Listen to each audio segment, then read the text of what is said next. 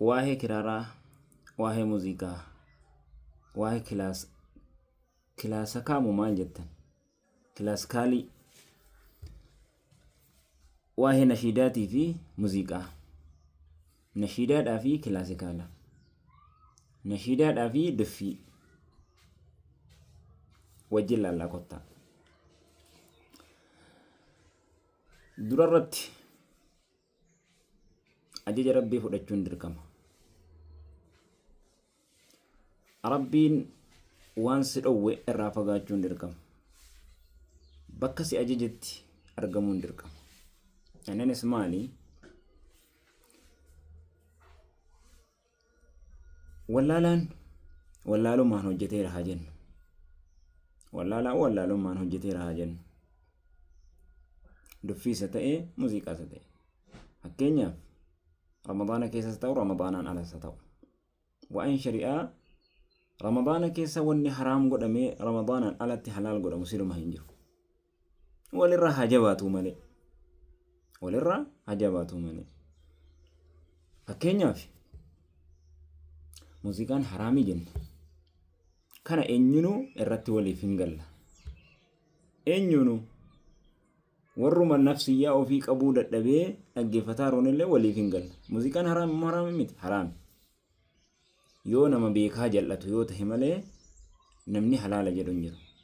Tokko kana qabadhaa. Inni lammaffaani. Nashiidaa manzuumaa dibbee of jalaa qabdu. Dibbee of jalaa qabdu. Dum isa jedhu san. Beeytanii miti. Inni kunoo hin ta'u hin ta'u. Warri qalbiin isaanii keessa dhukkubni jiru hin taha yoo jedhanillee namni kaan nafsiyyaa ofii dadhabeetuma dhaggeeffata kanallee. Sigalee hedduutu jira. Hedduutu jira. Ol fuudhamee sagaleen duffii isaa bareechee ol fuudhamee kan dhaga'amu. Akka fandishee kan akka ebeluu hedduutu jira. Arabas haa ta'u Oromoos haa ta'u. Warra Amaariffaan baasus haa ta'u kan Oromoffaas haa ta'u. Lama. Inni tokkoffaan ammasii nashiidaa ta'ee kilaasikaala. Bakka kana bakki jabduun. Bakka kana amma irratti walloluu teenya beeka. Wallolla malee an haqqee jiru hin uumanimu. Nashiidaa isin dhaggeeffataa irratanu keessaa kan kilaasikaala hin qabne hin jira. Jalarraa waa xiqqishoosii fakkeenyaaf shaa jedhu malee yookaan waa xiqqishoosii wannummaan dhibbatti kilaasikaala wayita jennu sagalee waa xiqqishoo istuudiyoo irraa keessa galtullee haa taatu. Wanni kilaasikaala hin qabne hin jira. Dhibba keessaa parsantaa tokko yoo jiraate. Dhibba keessaa parsantaa tokko yookaan parsantaa lama. Wanni kilaasikaala xiqqishoollee hin qabne yoo jiraate. Digalee shaa jalallee bareedinaaf sagaluma bareechuudhaaf jecha jalallee haa kaa'amu. Sagalee bareechuudhaaf illee jala waa xiqqishoo haa godhamtu haraaminnaansaa haraami. Haraaminnaansaa haraami. Warruma silaa waa barsiisan, quraana barsiisan, hariida barsiisan, ulamaa miti immoo ulamaa miti. Ulamaa waa kana silaa oo keessa hin qabdu, ulamaan yeroo nashiidaa dhaggeeffatu hin qabdu.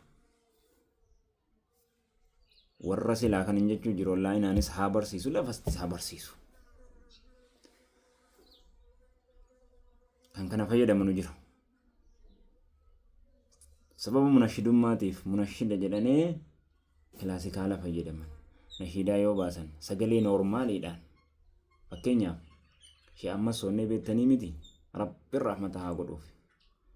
Sagalee qulqulluu kan waa tokko hin qabne maal malee waraabbii raadiyootti waraabanu qofa sagalee isaanii malee waa tokko keessa hin jiru. Nashiidaa yoo akkas taatee waa hedii rabbii toohidaa yoo dubbatte bareeda. Inni dabana kanaa immoo istuudiyoodha. Istuudiyoo irraa waa jala hinuma gadhiifama. Dhibbatti qulqulluu hin ta'u. Mee qoradhaa wanta kana. Laalaa mee isinis yeroo dhaggeeffatan mee laala. Anaaf irraa of eeggachuun barbaachisa.